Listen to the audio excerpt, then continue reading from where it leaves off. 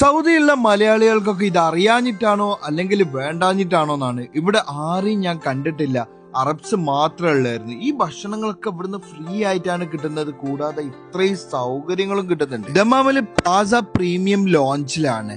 ഇവിടെ കോംപ്ലിമെന്റ് ആയിട്ട് ഇല്ലാത്തവർക്ക് നിങ്ങൾ ടിക്കറ്റ് ബോർഡിംഗ് ചെയ്യുന്ന സമയത്ത് അവിടെ കൗണ്ടറിൽ പറഞ്ഞാൽ 150 ദിർഹംസ് കൊടുത്താൽ നിങ്ങൾക്ക് ഫ്രീ ആയിട്ട് അൺലിമിറ്റഡ് ഫുഡും ഈ സൗകര്യങ്ങളൊക്കെ ഉപയോഗിക്കാം. ഞാൻ കോഴിക്കോട്ടൊക്കെ പെട്ടെന്നുള്ള ഒരു യാത്ര ആയതുകൊണ്ട് തന്നെ ടാക്സി ഒന്നും ബുക്ക് ചെയ്തിട്ടില്ലായിരുന്നു. നേരെ കോഴിക്കോട് എയർപോർട്ടിൽ ഇറങ്ങിയതിനു ശേഷം ഇമിഗ്രേഷൻ കഴിഞ്ഞ് പുറത്തോട്ട് ഇറങ്ങിയപ്പോൾ ഈ ടാക്സി കൗണ്ടറിന് പ്രീപെയ്ഡ് ടാക്സി എടുത്തു. ഞാൻ ശരിക്കും ഈ ഒരു സർവീസ് ഉപയോഗിക്കാറുണ്ട്. ഇടയ്ക്കിടയ്ക്ക് ഇവിടുന്ന് ആരെയും ബുദ്ധിമുട്ടിക്കാതെ നമുക്ക് നാട്ടിലെത്താൻ പറ്റും.